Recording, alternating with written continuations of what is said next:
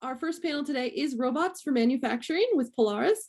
It is being introduced and moderated by Kathie Mahoney, our Center Director for Polaris, and we have Christopher Perillo from Usheen America, John Zappa from the ARM Institute, Ted Kennedy from Polaris, and Matthew Chirica from Vecna. So with that, I'm going to mute myself and let you take it away, Kathie. Thank you, Amy. Thank you again. Thank you everyone for attending today's webinar, and thank you to the Innovation Studio for putting together this informative event and inviting Polaris MEP to participate. I'm excited to hear the conversation and discussion. Just a couple of Zoom reminders. We have scheduled some time at the end for questions and answers, but Amy has let us know that people like to have a discussion, and we certainly welcome that. So let us know in the chat if you have any questions, or raise your hand, or just speak out. We're looking forward to hearing the conversation. At this time, I'd like the panelists to introduce themselves, tell us a little bit about themselves and their company, and also their experience with robotics, so that it will give everyone in the audience a chance to have a framework for the conversation that's going to be happening today. I'm going to do it in the order of my tile, just to kind of avoid people coming over. So John Zappa, you're first. Okay, good afternoon, everyone. As Kathie said, my name is John Zappa. I'm with the ARM Institute. We are one of 16 manufacturing institutes funded by the US government. We are set up as a nonprofit. Our mission is to strengthen US manufacturing through innovation in robotics and workforce development. So there's two sides. We have almost 300 members in our consortium. We are based in Pittsburgh, Pennsylvania. I personally am a senior product manager with ARM Institute. I do focus on workforce development side and have had a lot of experience in workforce development and, if you will, education, helping people to advance their careers. However, early in my career, my very first job, I started as a manufacturing engineer with IBM, and I was implementing a robotic workstation and a manufacturing line for making laser printers and photocopiers. So I've actually had to firsthand knowledge of implementation, if you will, albeit at some point in the past. But thank you. Looking forward to participating today. Thank you. Ted Kennedy, you're next. Hi, my name's Ted Kennedy. I'm a project manager at Polaris MEP. In my previous part of my career, I worked at an automotive parts supplier for a number of years. And the automotive industry is a very difficult industry. You have to handle changes in volume, a lot of volume increases in the contract with the customer, and you've got to continually cut costs. So I was involved in looking at places to save labor, and one of the things that we implemented was a number of robots in certain jobs. So I got a lot of experience on doing financial analysis on where robots made sense, and doing a lot of labor studies to do that also. And so there's quite a bit of good things about using robots, and but the key in the automotive industry is to really determine where they're feasible and implement them. So, Thank you. thanks. Chris, and you're next. Yes, thank you, Kathie. Good afternoon, everyone. My name is Chris Perillo. I work for a company called Usheen America, Inc. Usheen is the wholly owned U.S. subsidiary of Usheen Precision Equipment, based out of Kyoto, Japan. Since 1976, we've been producing robotics and automation equipment, primarily for the plastic injection molding industry.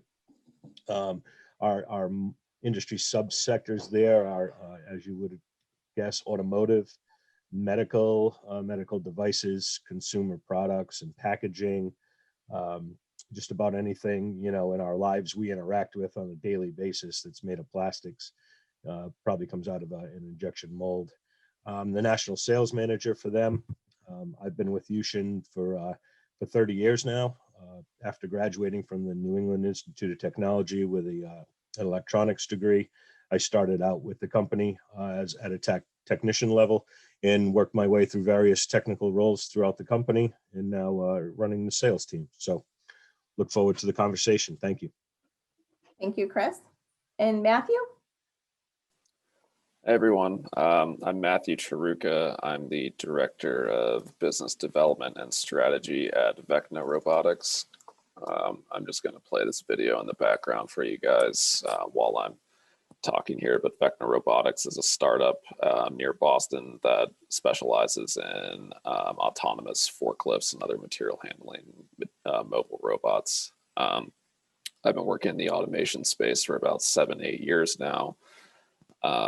Initially, I have a background in engineering and moved over into consulting, where I would help either end users find the best solution, or I would help early stage startups in the robotics space commercializing. I've been with Vecna for about 5 years now, and do a little bit with our strategic accounts, and I'm primarily focused on forming partnerships and moving us out into the rest of the market.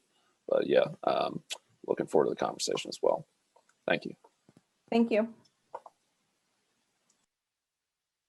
So with the majority of manufacturing companies in Rhode Island being small, I'm hearing and believe that the general perception of implementing robotics would be 1, expensive, 2, not cost effective, 3, replace workers, similar to when lean was introduced in manufacturing facilities years ago, and 4, not be flexible. The panel today is going to debunk all of those assumptions that we're hearing from companies. So if I can just ask for some general conversation, why are these statements not accurate? And how could I review my current process if I'm a manufacturing facility and determine if installing a robot is an option for my company? Today's robots are much different from the ones in the past, and there's much more flexibility with them, and you can size them to the job. That makes them more economically feasible. You don't need very large robots anymore that are very expensive, that only do one task. So the newer robots are much more flexible, where you can have them do more than one job, and you can potentially move them around in the building, and you may not need protective walls around them. And you can program a number of them easily with somebody who just has a small amount of schooling. So it makes them much more economically feasible now versus the past. That's from my experience. Yeah, to add on to what Ted was saying, you know, especially our robots primarily remove plastic parts out of an injection mold. That mold can be hot, it can have sharp edges. It's not a super friendly environment for a human to be interacting with. So for one, it adds a lot of safety for people to be able to take that task and automate it, have the robot do that work. And it's kind of a mundane task, you know, just opening a gate and removing parts, you know, day in, day out. So what a lot of our customers are able to do is put the robot in place. To Ted's point, robots are much more cost effective than they were decades ago. Very easy to use, easy to install, easy to train people how to run and operate. And then they can, you know, take those people and put them into other roles that are more rewarding, maybe quality inspection or production managers. Just basically upskill those people from that task of just, you know, picking the parts out of the mold to something a little bit more rewarding for them. Yeah, I would just add to the other panelists, I mean, it's a common perception, but it might be time to reevaluate that given advances in flexibility, ease of installation, lowering costs. It might be a very good time to reevaluate where a robot could fit into your organization. I do think the point about, you know, the old mantra, dull, dirty, and dangerous jobs lend themselves to where a robot can be applied. But I would say just the one thing to add, I would say an important part of a successful implementation is to either have the skills in-house, or, you know, you can work with a partner like Polaris, for instance, to evaluate current processes and identify, you know, which areas you would benefit most from implementing the automation as well. Yeah, if you look at traditional automation projects, it was, you know, it involved a lot of custom engineering. It took months and months of planning, you know, tens of thousands, probably hundreds of thousands, pushing into the millions of dollars, as Ted would be familiar with from his automotive projects. As the technology has advanced, you know, taking advantage of advances in adjacent markets, so costs have come down. Cost of computing is less, you know, you can do more machine learning and onboard processing than you used to be able to. And so all these advances have kind of culminated to the point where this technology is a lot more accessible to people, and you don't necessarily need to do the, you know, 3 months of a couple of guys living on your site to get this technology up and running. One of the other innovations, especially for smaller and to SMEs, is that you can treat robots as an operating expense. You don't need to get these large sums of upfront capital, but a lot of Cobot vendors, a lot of people in my space in the mobile robots were treating it as these, you know, SaaS or robotics as a service is what we call them, solutions, where you used to have a guy that, you know, was doing a lot of non-value add work, and you can bring in a robot and treat it almost as a direct substitute at that point. And then in this way, you don't need the months of planning. The install is a lot easier. You can reprogram the units as needed. And so this opens up the ability for automation to get into areas that it once wasn't able to.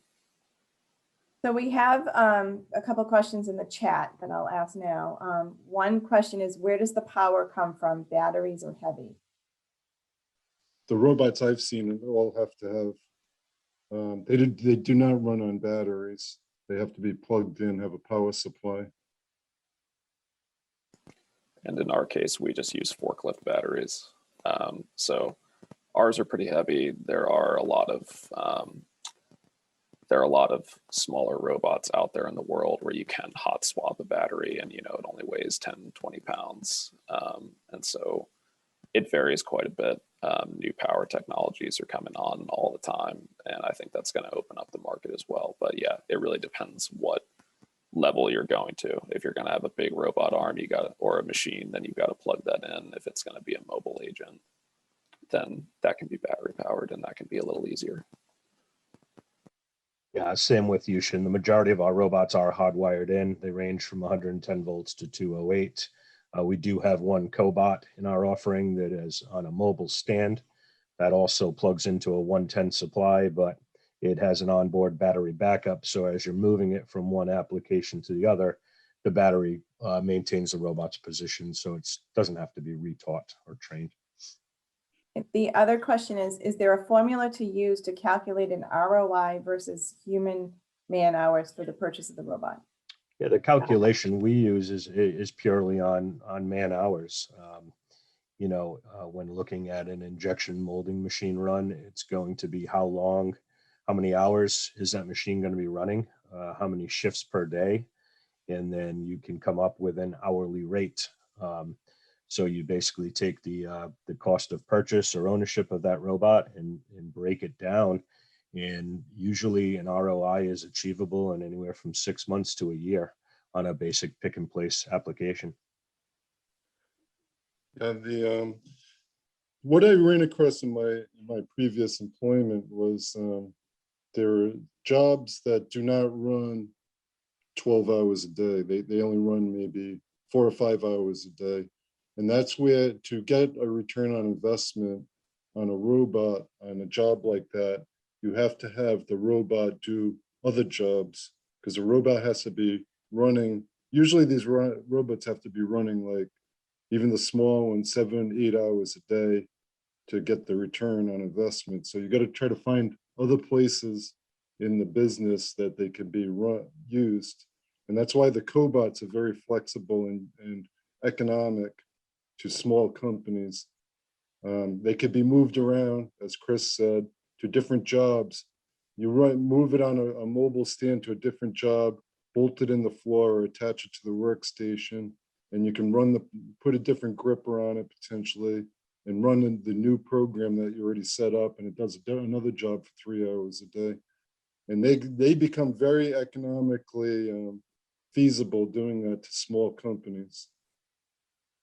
I was just going to say, we start in a similar boat, right? I think a lot of people come to us with, I have this one job in mind that I want this robot to do, and it's kind of a one-to-one, what is this going to look like? To echo Ted's point, there's the ability to repurpose these or have them work across multiple use cases. So that opens up some things, but it's also important to evaluate all of your soft costs while you're looking at your ROI. So everything that we're hearing is in relation to labor shortages. There's a lot of people that just don't want to work in these industries anymore. And so it is not uncommon for us to go into buildings that are 30%, chronically 30% understaffed, and their turnover rate is over 100% every year. So they just can't get enough people to work in the plant.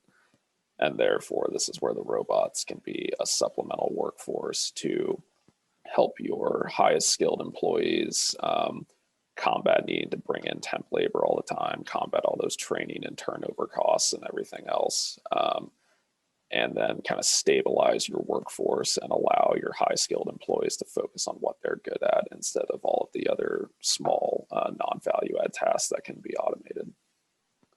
Yeah, I would just build on what Matthew said. The notion of how does this fit in a broader context, right? There's the notion of the robot itself and the task being done, but then there's it's connected to my workforce, right? And are people being displaced? Am I going to invest in skills in the development and redeployment of my people? Where does that fit?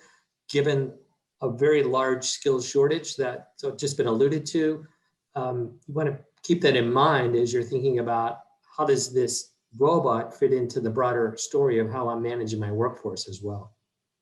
One of the keys to implementing a robot, making it financially feasible, is how the pots are presented to the robot. If you have vibratory bowls feeding pots to the robot arm, then the pots are always in the same position. It's easy for them to be picked up. But if you have pots, you have a cell phone coming down, and you want it in this, it's got to be picked up in this orientation, but it's coming down in a different orientation, then it's a whole different ball game where you need a lot of sensors and much more complex programming. So you've got to get the pots to the robot in a good orientation in some manner. And some of that does not have to be through automation.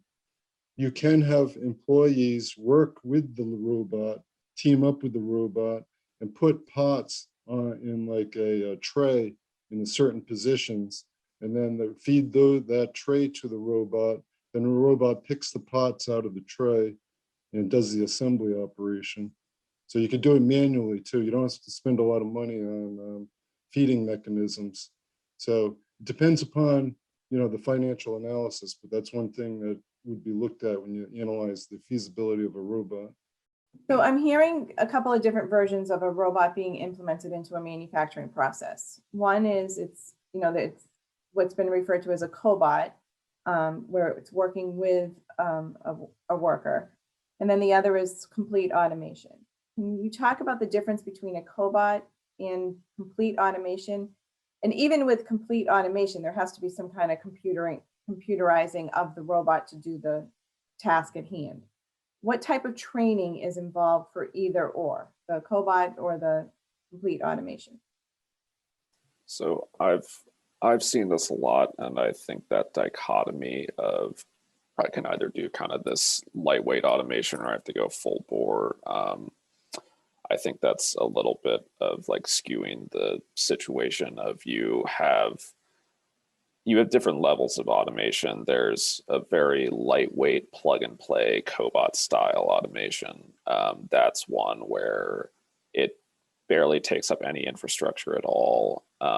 It can exist as an island, or you can have that work alongside your current workforce.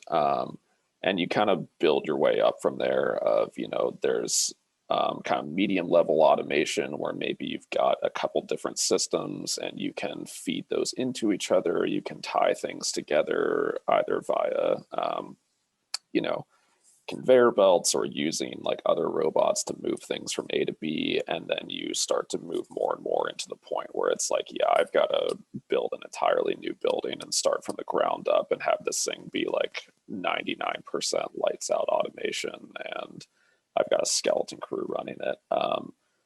And so cobots for the right people can be a nice starting point, but it's worth noting that there's a larger subsect of the manufacturing industry that could be open to a slightly higher level of automation or being able to tie all these systems together. A lot of vendors, including Vecna, are really concentrated on what we call interoperability and orchestration, which is how do you have all these different systems talk to each other? How do you have the integrations between different vendors and software systems that can coordinate all these different automation technologies together? That's a burgeoning subsect of the field as well that is becoming more and more accessible. And so it's important to note that you don't have to be like, this is my piece of equipment. It's going to exist completely isolated from everything else. And then when I do the next project, again, that's a whole new engineering effort. It's becoming easier to tie everything together and kind of build your way up to a more automated workforce. Yeah, I just want to add to that, you know, the notion, you know, as I mentioned, we're a member-based organization. So we work with our members include small, medium-sized manufacturers all the way up to very large, you know, companies like Siemens and such.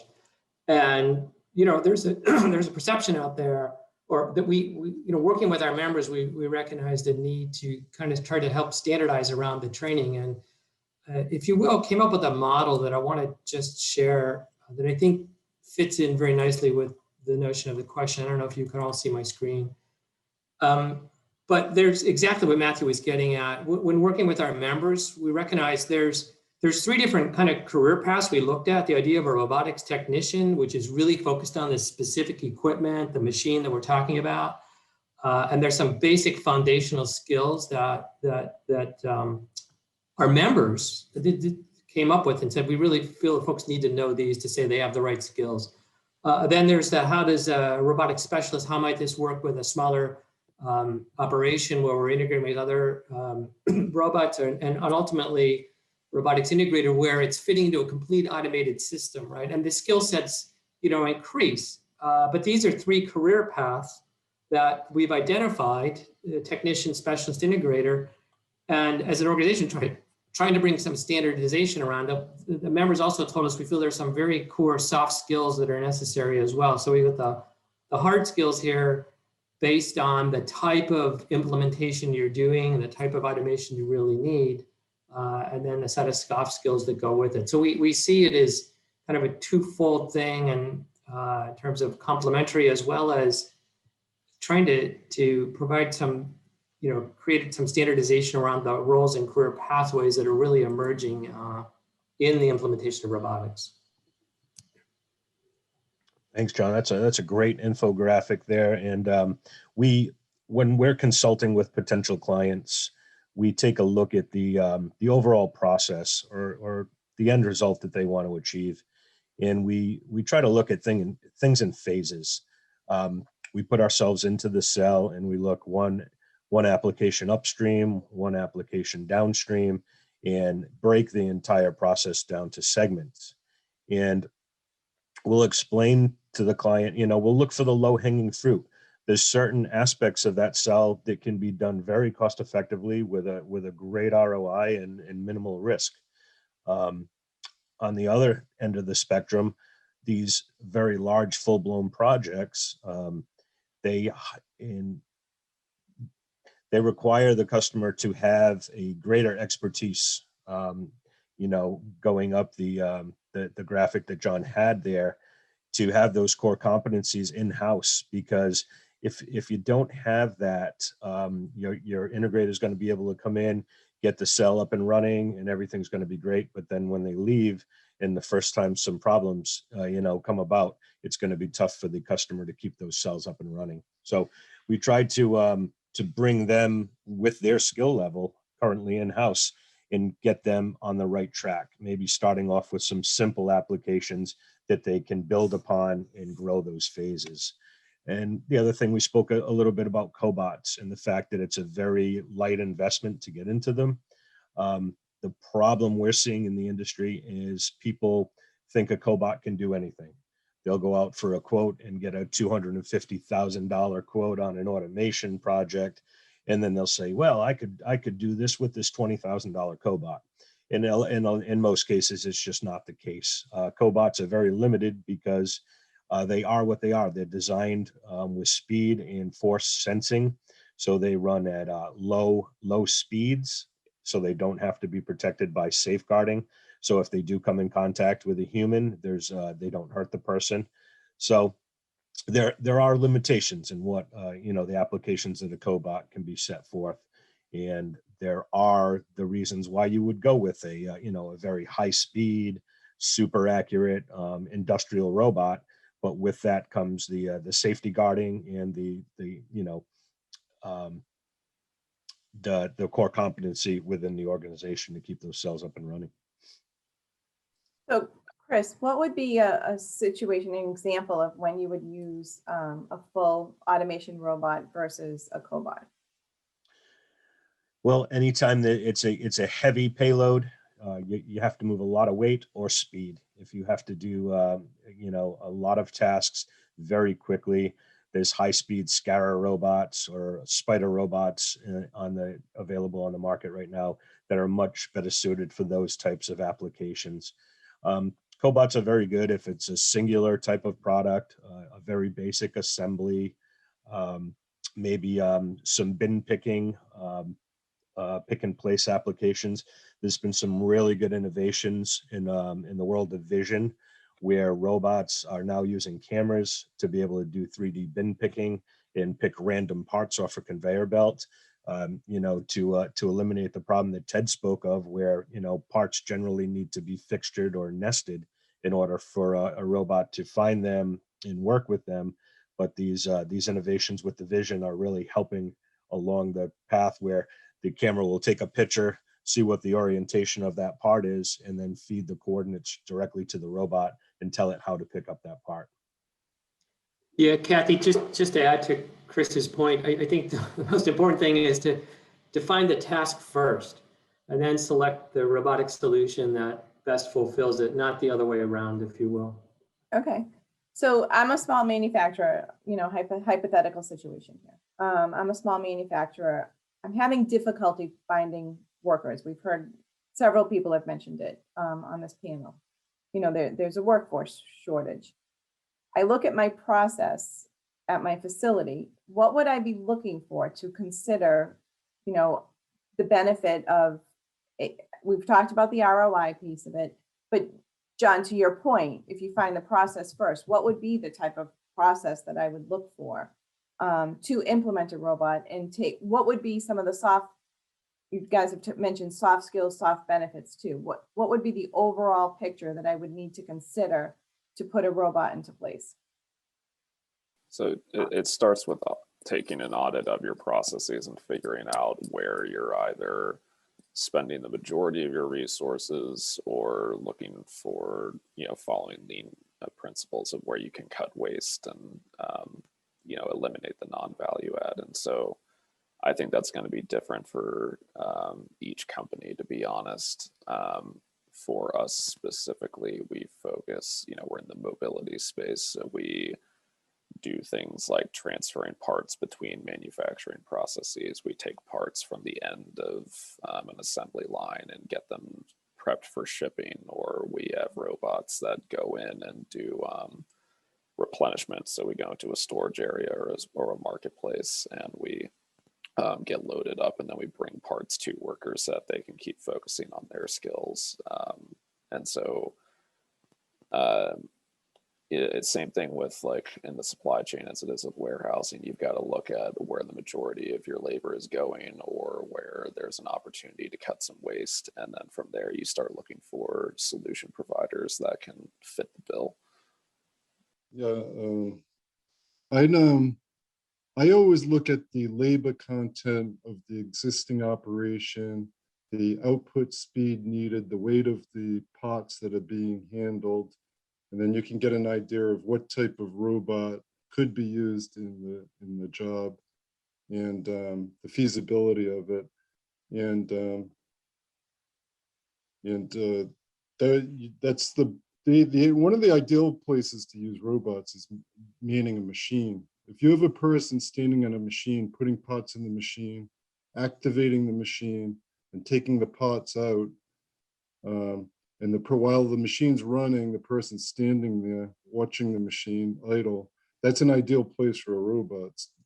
That you can usually get a good payback on something like that, and often it's not hard to justify the purchase of a robot in a job like that. So what type of training is required for my current staff to implement the robots? And can I upskill the current staff? John, to kind of elaborate a little bit on what you had shared. Yeah.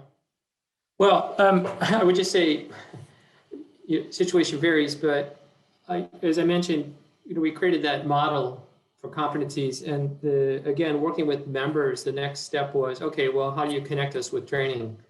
And so we literally just launched a new initiative called roboticscareer.org, and I'll put it in the chat in a minute.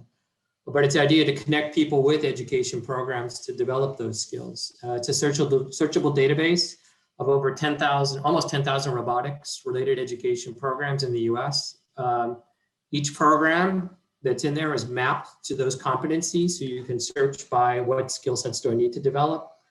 So for instance, show me all the education providers that support fluid power skills in Rhode Island. You can do that.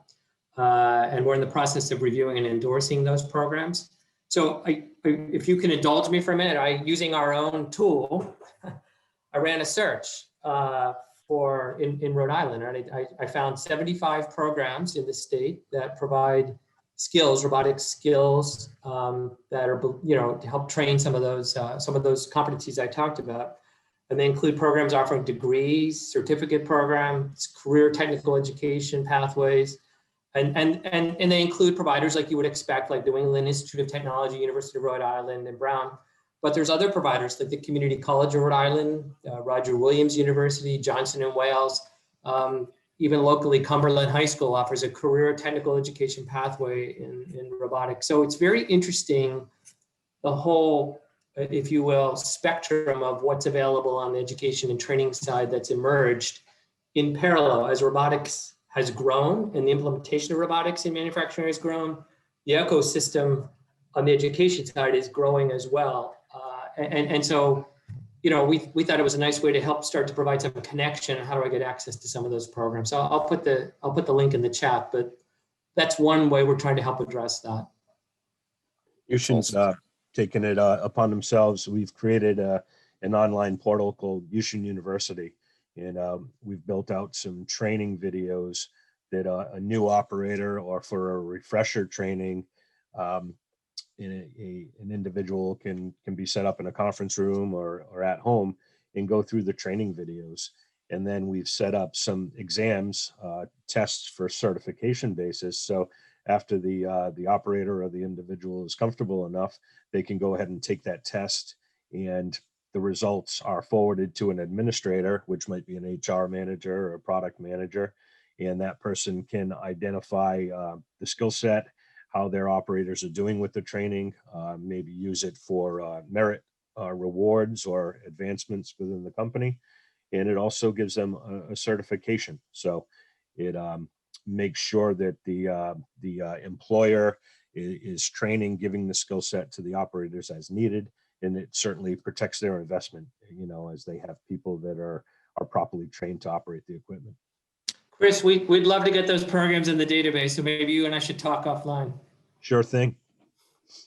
Yeah, we do something similar at Vecna, and I was going to add that the whole low code, no code trend is also bleeding into the robotics space as well. So a lot of vendors are also trying to make the user interfaces a lot more friendly. It's more drag and drop to, you can actually just like put a process flow diagram the way that you're used to planning out your processes directly into a robot UI, and then it figures it out from there. And so you don't have to need the specialists anymore to actually get into the code of the robot. And I think that's going to continue. That push of trying to make things more and more user friendly is going to continue as well. We have a question from the chat. Are any of the panelists working with ML/AI and robots? And if you are, can you give some examples of process outcomes for businesses? So Vecna has our mobile robots have the ability to live stream data from them in sort of an IIoT fashion. And we use that data for three ways. One is just for analytics to the operation. So it gives them visibility into the material flows, and they can discover process adjustments that can come from that. So for example, we had a site where every day the robots would get clogged in this one section of the building, and they found out that their employees were basically using it as like buffer storage. And so a simple process adjustment to be like, hey, stop putting overflow product in this area results in process improvements and performance increases there. We have the ability to remotely support our units through that tool instead of needing manual intervention. So people have a command and control center, and if the robot encounters an edge case, they can use that tool to basically give the robots hints or teleop it or whatever is needed to get it past that task and allow it to keep functioning, instead of, again, requiring a technician to go and troubleshoot the robot at the spot while it's down that entire time. And then we're pulling that data from the robots and we pump that back into our system to make it better over time. So traditionally, a lot of people are used to, I'm going to buy a conveyor belt and I'm going to run it into the ground over 10, 20 years. And then when I physically cannot keep it running anymore and I've replaced half the parts on it and it's just not worth it, then I'll go ahead and upgrade. New robotic solutions are all software driven. And so that part has become more important of it. And with our solutions, we consistently see, a 15, 20% bump in performance even after we've finished commissioning the system, from that learning loop of being able to get data and then use that to make the system better over time. Yeah, for a plastic injection molding cell, there'd be several pieces of equipment operating. You'd have the core product, the injection molding machine making the part. You'd have some auxiliary equipment for keeping the temperature of the mold at a proper rate. You'd have some material feeding, and you'd have the takeout robot. There's been a real increase in Industry 4.0, Internet of Things, with using smart sensors and communication between all that machinery. All the pieces of equipment can basically monitor themselves and communicate with each other. So, in a very simple approach for, say, a customer's changing mold and putting a new end effector on a robot, there can be sensors enabled that identify what that end of arm tool is for, which mold it's to work with, set up the parameters for the robot and the molding machine, so they're in tune with each other and running the right mode select, if you will, the right program. And through additional sensors like vision, get feedback. So if we find when we're picking the part and delivering it to an assembly operation, if there's some parameters getting on a spade, if it's a short shot or flash, the robot can actually feed back to the injection molding machine, and the machine can automatically change parameters to be able to change the quality of the product. Our robots, along with several pieces of equipment in the machinery, are using predictive maintenance now. So they're not waiting for a component to break down and throw an alarm. They're actually monitoring the internal systems, looking at temperatures, looking at run rates, and they'll give an advanced warning if they see some component of the cell is starting to act irregular. So instead of at 3 o'clock in the morning on a Sunday, a cell goes down and there's no one around to fix it, they can have that advanced warning and address it ahead of time. Yeah, no, since we're a federal government funded agency, or not agency, nonprofit, but we do a lot of research in terms of, as I mentioned, innovation in robotics. So we have a lot of projects that have been funded. I'm just going to put in the chat. You can search through and see what those are. And there are some that clearly fit in the whole notion, like we were talking about logistics, materials management, assembly, that do leverage machine learning and AI. So, it's available. It's public domain. If you become a member of ARM, you can actually download all the materials and IP from it as well too. So I'll put it in the link or the chat link. Thank you. All right. Thank you all for participating. We greatly appreciate your time. This has been very knowledgeable, and I appreciate everyone taking time out of their busy day to participate in this panel. Feel free to reach out to any of us with any questions that you may have. If you're like me, in an hour, you'll be like, oh, I wish I asked that question. So they've provided our LinkedIn, and I'm sure Amy or Tuni can get you our email addresses. Happy to share anything that we may have covered or you need additional clarification on. I do want to say thank you to everybody. Thank you especially to Kathie and your team at Polaris. We are 100% always enjoy working with you. And of course, Aaron, who I know is in Philadelphia or off somewhere gallivanting. So wonderful, wonderful team to work with. For those of you who don't know Polaris and the team there.